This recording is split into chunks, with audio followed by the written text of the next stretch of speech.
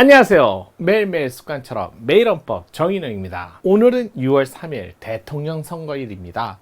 아마 사전선거 하신 분들이야 오늘은 편안하게 보낼 수 있겠죠. 물론 마지막 그 순간까지 또 마음 졸이면서 봐야 되는 경우도 있으니까요.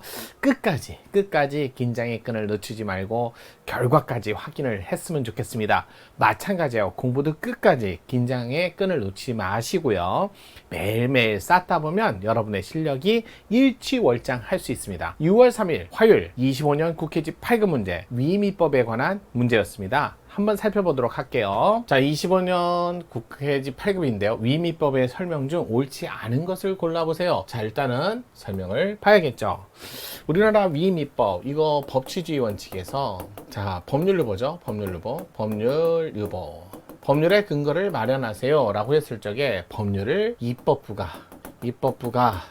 자, 스스로 결정을 해야 될, 정해야 될 영역도 있고, 자, 그 다음에 입법부 스스로가 아니라 전문적, 세부적 또는 기술적 사안으로서 이런 것들은 굳이 입법부가 다 정할 필요가 없죠. 이게 밀도에 관한 문제다 이렇게도 얘기하고요. 그래서 입법부가 스스로 정하는 걸 우리는 의회유보 원칙, 유보 원칙은 법률유보 원칙에 당연히 내포되어 있다 이렇게 표현을 판례가 하고요.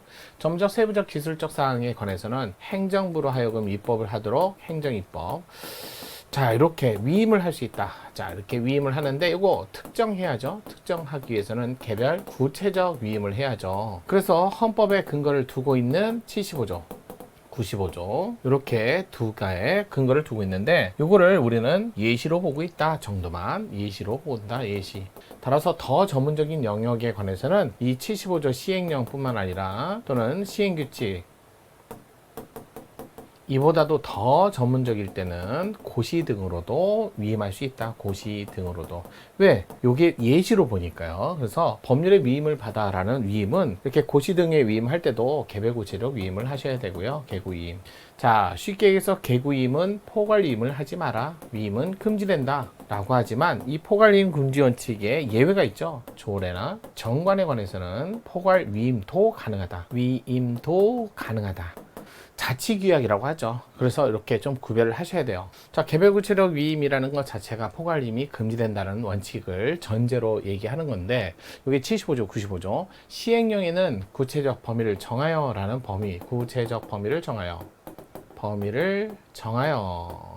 라는 문구가 있지만 시행규칙의 95조에는 구체적 범위를 정하여 라는 명시적 문구가 없어도 당연히 개별 구체적 위임은 포함된다. 또 거기다가 시행령에서 시행규칙으로 재임도 가능하죠. 재위임도 가능하죠.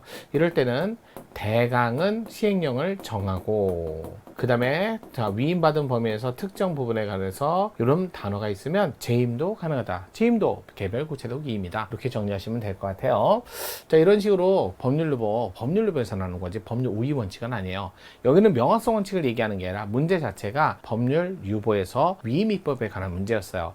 자, 이렇게 법률을 만들 때 장래를 향해서 객관적 측면의 명확성, 이 명확성을 갖추기 위해서는 용어의 명확성뿐만 아니라 자, 이렇게 위임입법을 통해서 명확하게 전문적인 사항도 그래야 명확성 원칙, 객관적 측면에서 자, 예측 가능성을 더 확고히 할 수 있죠. 성을 증대하기 위해서 이렇게 한다는 거죠. 그래서 법률 원칙 이렇게 정의를 좀 내리시면 좋을 것 같습니다.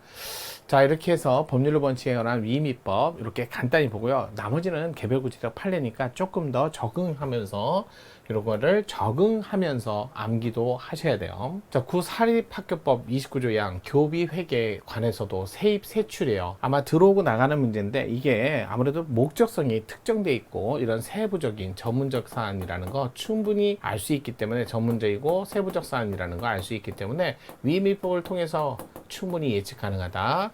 따라서 예측 가능하다, 반하지 않는다. 아주 예전 판례지만서도 유명한 판례. 두 번째, 시장군수구청장 지방자치단체 조례 시하는 바에 따라 일정 구역의 지정고시 가축 사육을 제한할 수 있도록 하는 가축 분뇨에 관한 이용에 관한 법률 조항은 포괄임 금지 원칙에 위배되지 않는다. 조례로 정하라는 거 일반적으로 그 지역 자치사무에 관한 문제. 또 여기에는 개별 구체적 위임을 하지 말라는 건 아니에요. 포괄 위임도 가능하다. 그래서 반하지 않습니다. 자, 예전에 18세 미만자 당구장 출입 금지 이거 위헌 결정 받았 받았는데요. 하위법령에서 상위법령에 근거 없이 이렇게 마련했기 때문에 일탈한 것이었다라는 판례였어요. 이 체육시설 법률에 모법에 근거가 없이 하위법령에서 18세 미만자 출입 금지라는 학교 정화구역이 아닌데 그 판례였죠. 따라서 일탈한 것이다. 맞는 지문. 네 번째, 의료인, 의약품 제조자 등으로부터 판매 촉진 목적으로 제공되는 금전. 경제력이 아니 이거 의약 제약 좀 써주세요. 그러면서 로비를 하는 거죠. 그래서 이게 쌍벌 두 받은 자 주는 자 결국 부담은 환자들이 부담을 하니까요. 그래서 리베이트 사건이었어요. 경제적 이익을 받는 행위를 처벌하는 리베이트 의료법 조항은 예외적 허용 사유의 구체적 범위를 설정하지 않은 채 하위법령에 위반한 것 반한다? 반하지 않습니다. 리베이트 쌍벌 처벌해야죠. 이렇게 하고 환자에게 약값을 떠넘겨서는 안 되죠. 위배되지 않는다. 판례 사건 결국 4번이 들린다. 대한적십사가 국가에 대해 요청할 수 있는 자료의 범위, 대통령령. 저도 국가 등에 요청할 수 있는 전문적 자료, 기술적 자료 위임한 대한적십사 조직법 조항은 포괄림 근저지에 위배되지 않는다. 23년도 판례긴 해도 무난하게 일반적으로 위헌 결정된 판례를 주로 많이 외우시고요. 이렇게 모르겠다, 처음 보는다 그러면 반하지 않는다 이렇게 보시면 좋을 것 같아요. 정답은 4번이었습니다. 그래서 우리 18세 미만자 당구장 출입금지 합헌이고, 그러니까 위헌이고, 18세 미만자 노래방 출입금지는 합헌이었잖아요. 그게 바로 요 사건이었으니까 이렇게 같이 연결해서 알아두면 좋을 것 같습니다. 자, 오늘도 위임입법에 관한 문제를 봤고요.